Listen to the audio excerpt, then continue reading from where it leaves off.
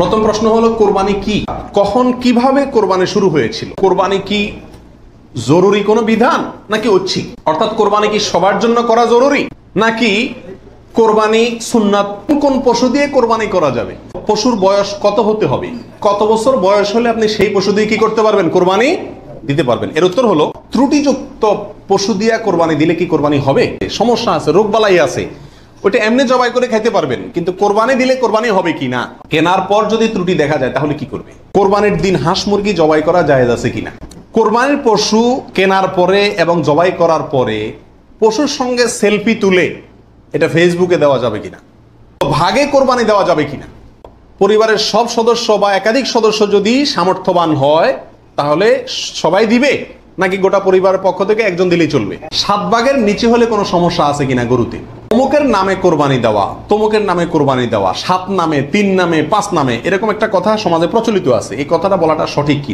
মা বাবা, স্ত্রী, বড় ভাই কারোর নামে কোরবানি দেওয়া যাবে কি যাবে না, কয়েকজন মিলে 1 ভাগ কোরবানি দিতে পারবে কিনা, 2 জন 3 জন 4 জন 5 জন মিলে 1 ভাগ কোরবানি দিতে পারবে কিনা, কোরবানির টাকা অন্য কেউ যদি দিয়ে দেয় তাহলে কোরবানি হবে কিনা, হাওলাত করে ঋণ করে কোরবানি করা যাবে কিনা, ঋণগ্রস্ত ব্যক্তির জন্য কোরবানি দেওয়া উত্তম নাকি ঋণ দেওয়া উত্তম, কোরবানির সুন্নাহ পদ্ধতি কি, কোন দিকে ফিরে জবাই করতে হবে, কোরবানিকারীকে কি চুল, নখ ইত্যাদি কাটা থেকে বিরত থাকতে হবে, কোরবানির গোশত দিয়ে দিনের প্রথম খানা খেতে হয়, এই কথাটা কতটুকু সঠিক, কোরবানি আর আকিকা এ দুটো একসাথে দেওয়া যাবে কিনা, কোরবানির গোশত কিভাবে বন্টন করবেন, কয় ভাগ করবেন, এর উত্তর হলো কোরবানির পশু অমুসলিমকে দেওয়া যাবে কিনা, কোরবানির গোশত 3 দিনে বেশি রাখা জায়েজ আছে কি করার আগে প্রথম একটু থেমে নিজেকে প্রশ্ন করতে হবে, আমি কেন কোরবানি করছি, আমি কি মানুষকে দেখাবার জন্য করছি না আল্লাহকে সন্তুষ্ট করার জন্য করছি, এই বিষয়টি নিজেকে নিজে প্রশ্ন করে এর ইতিবাচক এবং সঠিক উত্তর বের করে আনতে হবে, তারপরে কোরবানির দিকে পদক্ষেপ নিতে হবে। আল্লাহ তাআলা আমাদের সবাইকে বিশুদ্ধ রূপে সঠিকভাবে কোরবানি করার তৌফিক দান করুন। প্রথম প্রশ্ন হলো কোরবানি কি, কোরবানি এটি উর্দুতে ব্যবহার হয়ে থাকে ত্যাগের অর্থে, কোরবানি করা, যে কোনো কাজের জন্য কোরবানি করা মানে কি করা, ত্যাগ করা। এই পশু কোরবানিকে কোরবানি বলা হয় এই জন্য যে এই কোরবানিটাও আসলে মূলত কি ত্যাগেরই শিক্ষা বহন করছে। কখন কিভাবে কোরবানি শুরু হয়েছিল, এই কোরবানি শুরু হয়েছিল সর্বপ্রথম ইব্রাহিম আলাইহিস সালাতু ওয়াস সালামের মাধ্যমে। আল্লাহ সুবহানাহু ওয়া তাআলা ইব্রাহিম আলাইহিস সালাতু ওয়াস সালামকে স্বপ্নের মাধ্যমে নির্দেশ করেছিলেন নিজের সন্তানকে জবাই করার জন্য। তাকে আল্লাহ তাআলা যত কঠিন পরীক্ষা করেছিলেন, এত কঠিন পরীক্ষা তার আগে আর কোন নবীর প্রতি আল্লাহর পক্ষ থেকে ছিল না। জবাই করতে গেছেন, আল্লাহ সুবহানাহু ওয়া তাআলা ছেলে তো জবাই হতে দিবেন না, এটা তো ছিল একটা পরীক্ষা মাত্র। আল্লাহ সুবহানাহু ওয়া তাআলা সেখানে অন্য একটা পশু, দুম্বা বা এই জাতীয় কোনো পশু আল্লাহ সুবহানাহু ওয়া তাআলা দিয়ে দিলেন। অন্য একটা পশু ওই ছেলের জায়গা আল্লাহ তাআলা দিয়ে দিলেন, ছুরি উনি চালালেন, এরপরে দেখলেন যে ছেলে দাঁড়ায় আছে, পশু জবাই হয়েছে। এ হলো কোরবানির সূচনা, প্রথম পশু কোরবানি। আজকে আমরা যে কোরবানি করছি এর সূচনা ছিল এভাবে। কোরবানি কি জরুরি কোনো বিধান নাকি ঐচ্ছিক, অর্থাৎ কোরবানি কি সবার জন্য করা জরুরি নাকি কোরবানি সুন্নাত, নফল, মুস্তাহাব জাতীয় কোনো আমল। তো এই বিষয়ে বলবো যে এই ক্ষেত্রে ওলামা একরামের 2টি প্রসিদ্ধ মত আছে। ওলামা একরামের অনেকেই বলেন যে কোরবানি করা এটা সকলের জন্য জরুরি, যাদের সামর্থ্য আছে ঈদের দিন, কোরবানি ঈদের দিন অথবা পরবর্তী দিনগুলোতে যেগুলোতে কোরবানি করা যায়, এই সময়ের ভিতরে যার কাছে নেশা পরিমাণ টাকা আছে তার জন্য কোরবানি করা ওয়াজিব, জরুরি, বাধ্যতামূলক, না করলে গুনাহ হবে। এর বিপরীতে অনেক ওলামা একরাম বলেন কোরবানি করা ওয়াজিব নয়, এটা সুন্নাতে মুআক্কাদা। সুন্নাতে মুআক্কাদা মানে কি, সুন্নাত কিন্তু খুবই গুরুত্বপূর্ণ সুন্নাত, বিনা কারণে এটা ছাড়া মাকরুহ, অপছন্দনীয়, ভালো কাজ নয়। সুন্নাতে মুআক্কাদা এবং ওয়াজিবের সাথে খুব বেশি তারতম্য নাই, কাছাকাছি গুরুত্বের বিচারে প্রায়। সাহাবীদের ভিতরে অনেক প্রসিদ্ধ সাহাবী তারা কোরবানি করতেন না, ওয়াজিব মনে করবে মানুষ এই ভয়, এরকম কোন কোন বর্ণনায় পাওয়া যায়। তারপরে কোন কোন বর্ণনা জানা গেলে এটাকে সুন্নাতু আবিকুম ইব্রাহিম এই জাতীয় শব্দ ব্যবহার করেছেন। তো এসব কারণে ওনারা সুন্নত বলেন, সুন্নতে মুআক্কাদা বলেন। যাই হোক, সর্বসাকুল্যে এই কোরবানি খুবই গুরুত্বপূর্ণ একটি বিধান, এটা হলো নিশ্চিত। ওয়াজিবের মতটা গ্রহণ করলে এটা বেশি সতর্কতা হয় এবং ইখতিলাফ এবং মতপার্থক্যের ঊর্ধ্বে উঠা যায়, এবং অনেকগুলো বর্ণনা এর পক্ষে রয়েছে। কয়দিন পর্যন্ত কোরবানি করা যায়, কোরবানির সময়সীমা কতদিন, এর উত্তর হলো এক্ষেত্রে ওলামা একরামের 2টি মত আছে। অনেক ওলামা একরামের মতে কোরবানি করা যায় ঈদের দিন জিলহজের 10 তারিখ আর 11 এবং 12 এই 3 দিন। এটা ইমাম আবু হানিফা রাহিমাহুল্লাহর মত। এর বিপরীতে অনেক উলামা ইকরামের মত হলো কোরবানি এটা 4 দিন পর্যন্ত করা যায়। কোরবানি ঈদের দিন এবং তারপরে আরো 3 দিন, 11, 12, 13। নবী আলাইহিস সালাম ঈদের দিন ঈদের নামাজের পরপরই সাধারণত কি করতেন? কোরবানি করতেন। দ্বিতীয় তৃতীয় দিনে তিনি নিতেন না। অতএব একেবারে শুরুতেই করে ফেলা হলো সবচেয়ে উত্তম। এবং কোন সময় থেকে কোরবানি করা যাবে? উত্তর হলো ঈদের নামাজ যখন পড়া হবে, যেই এলাকাতে গরুটা জবাই হবে ওই এলাকাতে যখন ঈদের নামাজ শেষ হবে, ঈদের নামাজ শেষ হওয়ার পরপরই কি করা যাবে? কোরবানি করা যাবে। আরেক এলাকাতে ঈদের নামাজ শেষ হয়েছে, সেজন্য আপনার এলাকাতে আপনি কি করবেন না? কোরবানি করবেন না। আপনার এই পশু যারা কোরবানি করবে তারা ঈদের নামাজ পড়ার পরপরই কি করতে পারবেন? কোরবানি করতে পারবেন। কোন কোন পশু দিয়ে কোরবানি করা যাবে? আপনি হাঁস মুরগি দিয়ে কোরবানি দিলে কোরবানি হবে কিনা? তো এর উত্তর হলো বড় পশুর ভিতরে 3 ধরনের পশু আর ছোট পশুর ভিতরে 3 ধরনের পশু, এগুলো দিয়ে কি করা যাবে? কোরবানি দেওয়া যাবে। বড় পশুর ভিতরে কোরবানি দিতে পারবেন উট, গরু, মহিষ, এগুলো দিয়ে। মহিষ দিয়ে দিতে পারবেন কিনা এটা নিয়ে ওলামা ইকরামের ভিতরে সামান্য ইখতিলাফ আছে। অনেকে মহিষকে গরুর অন্তর্ভুক্ত করেছেন, অনেকে করেন নাই। যার কারণে যারা করেছেন তারা বলছেন করা যাবে, যারা করেন নাই তারা বলছেন করা যাবে না। এই জন্য একান্ত অনন্য উপায় না হলে সেদিকে না যাওয়াই ভালো, ইখতিলাফের দিকে। আর ছোট পশুর ভিতরে 3টা, দুম্বা, ছাগল এবং ভেড়া, এগুলো দিয়ে কি করা যাবে? কোরবানি করা যাবে। এছাড়া অন্য কোনো পশু দিয়ে, এই গৃহপালিত পশু ছাড়া আপনি হরিণ দিয়ে অথবা অন্য কোনো হালাল পশু যেটা গৃহপালিত না, সেটা দিয়ে কি করা যাবে না? কোরবানি দেওয়া যাবে না, দিলে কোরবানি হবে না। গাভী এবং ষাঁড় উভয়টা দিয়ে কোরবানি দেওয়া যাবে? কি বলেন? গাভী এবং ষাঁড় দুইটা দিয়ে কোরবানি দেওয়া যাবে? যাবে। গাভী দিয়েও দেওয়া যাবে, ষাঁড় দিয়েও দেওয়া যাবে। পশুর বয়স কত হতে হবে? কত বছর বয়স হলে আপনি সেই পশু দিয়ে কি করতে পারবেন? কোরবানি দিতে পারবেন। এর উত্তর হলো পশু যদি হয় সবচেয়ে বড় পশু অর্থাৎ উট, তাহলে সেক্ষেত্রে সেটার বয়স হতে হবে কমপক্ষে 5 বছর। কত বছর? 5 বছরের নিচে যদি উটের বয়স থাকে ওইটা এমনি জবাই করতে খেতে পারবেন, কিন্তু কোরবানি হিসাবে কি করতে পারবেন না। জবাই করলে ওটা কোরবানি আদায় হবে না। গরু যদি হয় তাহলে সেক্ষেত্রে তার বয়স হইতে হবে কমপক্ষে 2 বছর। আর ছাগল, দুম্বা, ভেড়া এগুলো যদি হয় তাহলে তার বয়স হইতে হবে কমপক্ষে 1 বছর। তাহলে ছোট পশুগুলা 1 বছর, গরু 2 বছর, উট 5 বছর।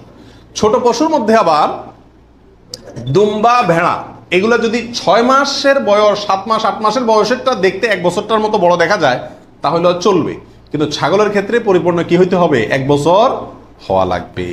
ত্রুটিযুক্ত পশু দিয়া কোরবানি দিলে কি কোরবানি হবে? ত্রুটিযুক্ত পশু, একটা পশুর ভিতরে কোনো দোষ আছে, ত্রুটি আছে, সমস্যা আছে, রোগবালাই আছে, ওইটা এমনি জবাই করে খাইতে পারবেন, কিন্তু কোরবানি দিলে কোরবানি হবে কি না? এর উত্তর হলো কিছু কিছু ত্রুটি আছে, যেই ত্রুটিগুলো থাকলে পশু কোরবানি করলে ওই কোরবানি যথেষ্ট হবে না।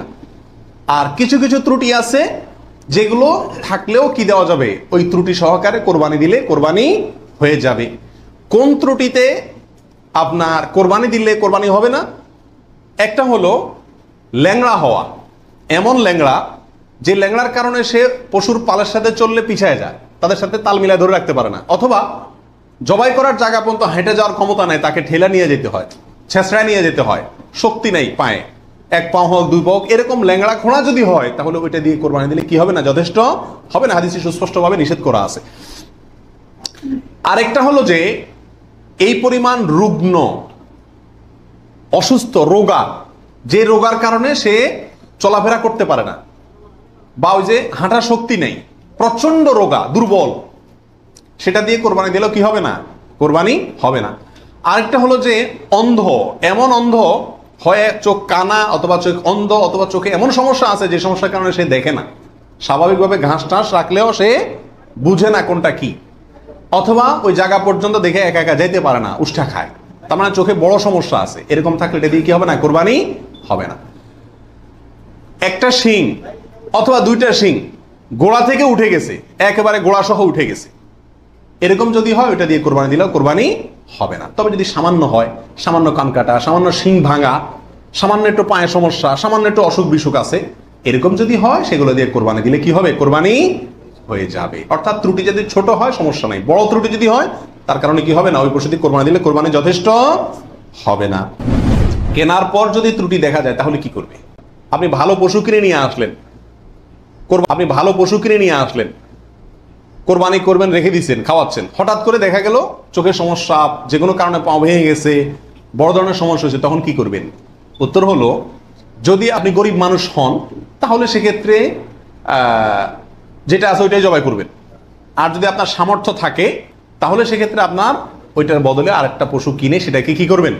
কোরবানি করবেন। কোরবানির দিন হাঁস মুরগি জবাই করা জায়েজ আছে কিনা? আমাদের দেশে অনেকেই গ্রামের দেশে বলেন যে কোরবানির দিনগুলোতে, ঈদের দিনে কি করা যায় না, হাঁস মুরগি জবাই করা যায় না। আসলে কতটা সঠিক? উত্তর হলো, এটা সম্পূর্ণ ভিত্তিহীন বানোয়াট কথা। এর কোনো গ্রহণযোগ্য ভিত্তি ইসলামী শরিয়াতে নাই। বরং কোরবানি ঈদের দিনে কেউ চাইলে হাঁস বা মোরগ কি করতে পারবে? জবাই করতে পারবে। কোরবানির পশু কেনার পরে এবং জবাই করার পরে পশুর সঙ্গে সেলফি তুলে এটা ফেসবুকে দেওয়া যাবে কিনা, সামাজিক যোগাযোগের মাধ্যমে প্রচার করা যাবে কিনা, ইসলামের দৃষ্টিতে এর ভিতরে কোনো, এ ব্যাপারে কোনো বাধা আছে কিনা? এর উত্তর হলো, কোরবানির পশু কেনার পরে অথবা জবাই করার পরে ওই পশুর সাথে সেলফি দেওয়া, সেলফিটাই তো অনেকের মতে এটা একটা মানসিক রোগে পরিণত হয়েছে। আর এই গরুকে কেনার পরে, ছাগল কেনার পরে তার সঙ্গে ছবি তুলে, সেলফি তুলে ওইটা ফেসবুকে বা সামাজিক যোগাযোগের মাধ্যমে প্রচার করা, এটা ইসলামী শরিয়ার দৃষ্টিতে খুবই গর্হিত এবং নিন্দনীয় একটি কাজ। ভাগে কোরবানি দেওয়া যাবে কিনা, এটা একটা গুরুত্বপূর্ণ প্রশ্ন আজকালকার যুগে। কারণ কোন কোন ওলামা একরাম বলছেন ভাগে কোরবানি দেওয়া যাবে না, বরং গরু হোক আর ওট হোক, যত বড় পশুই হোক, দিলে একজনের পক্ষ থেকে দিতে হবে, 7 ব্যক্তির পক্ষ থেকে যথেষ্ট হবে। এই যে কথা প্রচলিত আছে, এটাকে অনেক কোন কোন ওলামা একরাম কি করছেন? অস্বীকার করছেন। আসলে সঠিক কোনটা, এ ব্যাপারে আগেই বলেছি যে একাডেমিক আলোচনা খুব বেশি লম্বাচড়া করার ইচ্ছা নাই এবং সুযোগও নেই। শুধু সংক্ষেপে এটুকু বলবো, সব যুগেই সবচাইতে বেশি সংখ্যক ওলামাদের মতে, বলা যায় প্রায় সবার মতে, সমস্ত ওলামা একরামের মতেই বলা যেতে পারে প্রায়, গরুর ক্ষেত্রে একটা গরু 7 জন ব্যক্তির পক্ষ থেকে কি হবে? কোরবানির জন্য যথেষ্ট হবে। এক্ষেত্রে বিচ্ছিন্নভাবে যে 2-1 আলেম বলছেন যে গরু হোক আর ওট হোক একজন থেকে হবে, 7 জন থেকে হবে না, তাদের যুক্তিগুলা খুবই ঠুনকো এবং খুবই দুর্বল। পরিবারের সব সদস্য বা একাধিক সদস্য যদি সামর্থ্যবান হয় তাহলে সবাই দিবে, নাকি গোটা পরিবারের পক্ষ থেকে একজন দিলেই চলবে? নবী আলাইহিস সালাম থেকে এক্ষেত্রে একটা হাদিস বর্ণিত হয়েছে, প্রত্যেক পরিবারের উপরে একটি কোরবানি জরুরি, প্রত্যেক পরিবারের উপরে উযহিয়াতুন, একটি কোরবানি জরুরি, আলা কুল্লি আহলি বাইতিন, এই ধরনের শব্দ তিনি ব্যবহার করেছেন, প্রত্যেক পরিবারের উপরে। এই হাদিস থেকে বোঝা যায় কোরবানি এটা এক পরিবারে একাধিক সদস্য যদি হয় সামর্থ্যবান, তথাপি যিনি মূল কর্তা তিনি দিলেন তাহলে সবার পক্ষ থেকে হয়ে যাবে। এর বিপরীতে ওলামা ইকরামের আরেকটি মত আছে, যেটা ইমাম আবু হানিফা রাহিমাহুল্লাহর মত, সেটা হলো কোরবানি পরিবারের একাধিক সদস্য যদি সবাই যদি সামর্থ্যবান হয় তাহলে প্রত্যেকের পক্ষ থেকে দিতে হবে। ওনার যুক্তি, উনি বলেন নবী আলাইহিস সালামের ওই হাদিস, যে হাদিসে তিনি বলেছেন যার সামর্থ্য আছে আর কোরবানি দেয় না সেজন্য ঈদগাহে না আসে। এখানে যার সামর্থ্য আছে প্রত্যেক ব্যক্তিকেই শামিল করে এই নির্দেশনা। বিষয়টা গবেষণামূলক, উভয় পক্ষেরই দলিল এবং যুক্তি আছে। তো এক্ষেত্রে সতর্কতামূলক মত যদি অবলম্বন করি আমরা, তাহলে প্রত্যেকেরই যার যার সামর্থ্য আছে তার পক্ষ থেকে করা যেতে পারে, এবং করলে সমস্যা হবে এটা কারোর মতেই নাই। 7 ভাগের নিচে হলে কোনো সমস্যা আছে কিনা গরুতে? একটা গরুতে ধরেন 5 জন মিলে দিলেন, 4 জন মিলে দিলেন, 3 জন মিলে দিলেন, 6 জন মিলে দিলেন, 7-এর নিচে হলো, এটা কি যথেষ্ট হবে না কোনো সমস্যা আছে? এর উত্তর হলো কোনো সমস্যা নাই। তো অমুকের নামে কোরবানি দেওয়া, তমুকের নামে কোরবানি দেওয়া, 7 নামে, 3 নামে, 5 নামে, এরকম একটা কথা সমাজে প্রচলিত আছে। এই কথাটা বলাটা সঠিক কিনা? এর উত্তর হলো না, এটা সঠিক না, এই কথাটা ভুল। কিন্তু এই ভুলটা এমন ভুল না যে ভুলের কারণে বড় ধরনের গুনাহ হয়ে যাবে, কারণ এটা বলার ভুল। মা বাবা, স্ত্রী, বড় ভাই, এদের কাউকে খুশি করার জন্য কারোর পক্ষ থেকে, সমাজে বলে কারোর নামে কোরবানি দেওয়া যাবে কি যাবে না? উত্তর হলো না, এটা রিয়া, লৌকিকতা, মানুষ দেখানো, এটা শিরকে আসগর। যদি সওয়াবের উদ্দেশ্যে থাকে যে উনি ভালো কাজ করতে চান, সেই হিসাবে ওনাকে আমি ভালো কাজে সহায়তা করলাম, তাহলে ভিন্ন কথা। কিন্তু সাধারণত এই চিন্তাটা খুব কমই থাকে। এই জন্য কাউকে খুশি করার টার্গেটটা কোরবানিতে থাকা উচিত না। কয়েকজন মিলে এক ভাগ কোরবানি দিতে পারবে কিনা, দুইজন, তিনজন, চারজন, পাঁচজন মিলে এক ভাগ কোরবানি দিতে পারবে কিনা। প্রবাসে দেখা যায় একটা রুমে তিনজন চারজন আছে, তো কোরবানিদের দিন চারজন মিলে যায় কি করে, একটা ছাগল কিনে নিয়ে আসে, আয়না জবাই করে। তো চারজন মিলে যদি একটা ছাগল দেয়, অথবা একটা অংশ গরুতে হোক অথবা ছাগলে হোক, কোরবানিতে যদি একাধিক ব্যক্তি যদি এক অংশ দেয়, কোরবানি হবে? হবে না।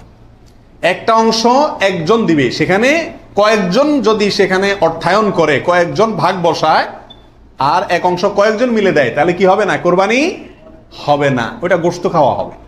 কোরবানির টাকা অন্য কেউ যদি দিয়ে দেয়, তাহলে কোরবানি হবে কিনা? আমি গরিব মানুষ, আমি কোরবানি করতে চাচ্ছি, অথবা সামর্থ্যবান, আমাকে একজনে টাকা দিয়ে দিল যে আপনাকে একটা ছাগল দিয়ে দিলাম, অথবা আপনার ছাগলের টাকা দিয়ে দিল যে আপনি কোরবানি দিয়েন। আমার পক্ষ থেকেই কোরবানি দেওয়ার জন্য কেউ আমাকে টাকা দিয়ে সহায়তা করলো, হেল্প করলো, এতে আমার কোরবানি দিলে কোরবানি হবে কি হবে না? কি বলেন আপনারা? হবে। লোন করে কোরবানি করা যাবে কিনা, হাওলাত করে, ঋণ করে কোরবানি করা যাবে কিনা? এর উত্তর হলো যাবে, যদি সেই ঋণের টাকাটা দেওয়ার মতো ব্যবস্থা বা ইচ্ছা, সদিচ্ছা থাকে, তাহলে ঋণ করেও কি দেওয়া যাবে? ঋণ করে ভালো কাজ করা যায়। ঋণগ্রস্ত ব্যক্তির জন্য কোরবানি দেওয়া উত্তম নাকি ঋণ দেওয়া উত্তম? উত্তর হলো ঋণ দেওয়া উত্তম, কারণ কোরবানির চাইতে তার জন্য ঋণের গুরুত্ব বেশি। সে যদি ঋণগ্রস্ত হয়, তার জন্য কোরবানি ইসলামী শরীয়তে তার জন্য কোরবানি না, তার জন্য ঋণ দেওয়া জরুরি। কোরবানির সুন্নাহ পদ্ধতি কি, কোন দিকে ফিরে জবাই করতে হবে? কোরবানির সুন্নাহসম্মত পদ্ধতি হলো পশুকে মাথা দক্ষিণ দিকে দিয়ে পাও কেবলামুখী করে তারপরে বিসমিল্লাহি আল্লাহু আকবার বলে কি করতে হবে? জবাই করতে হবে।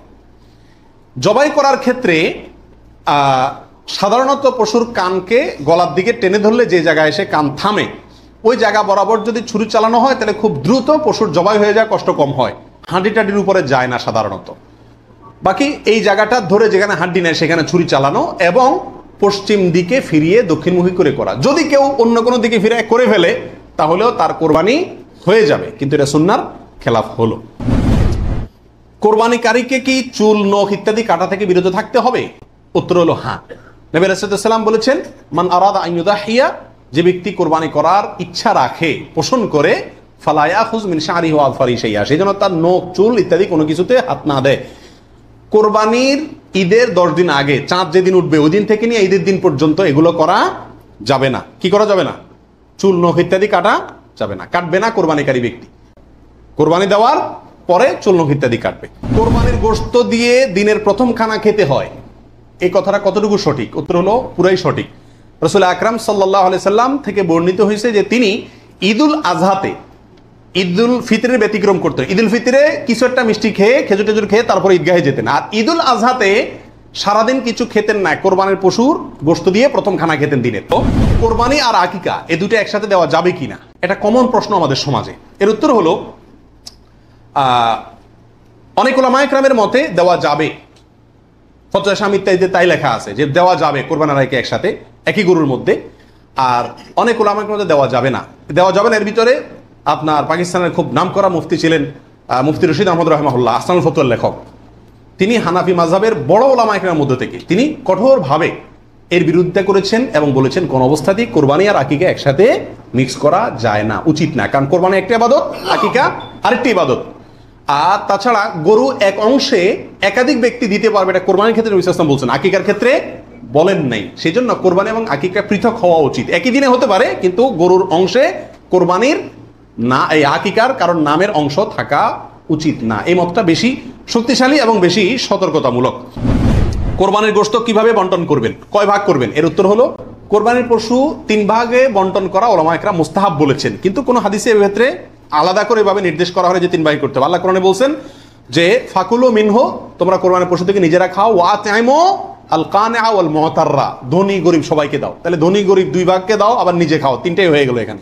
আয়াত থেকে 3 ভাগ মোটামুটি ভাবে ইঙ্গিতে বোঝা যাচ্ছে, কিন্তু এটা কোনো জরুরি কিছু না। আর সহিহ মুসলিম হাদিসে আছে নবী রাসূলুল্লাহ সাল্লাল্লাহু আলাইহি ওয়াসাল্লাম বলেছেন তোমরা নিজেরা খাও, আবার রেখেও দাও, আবার দানও করো, অর্থাৎ 3টা করা যাবে। কোরবানির পশু অমুসলিমকে দেওয়া যাবে কিনা? উত্তর হলো কোরবানির গোশত অমুসলিমকে খাওয়ানো যাবে। কোরবানির গোশত 3 দিনে বেশি রাখা জায়েজ আছে কিনা? উত্তর হলো জায়েজ আছে। 3 দিনে বেশি রাখা যাবে না এমন কোনো কথা নাই। আল্লাহ সুবহানাহু ওয়া তাআলা আমাদের সবাইকে বিশুদ্ধ রূপে সঠিকভাবে কোরবানি করার তৌফিক দান করুন।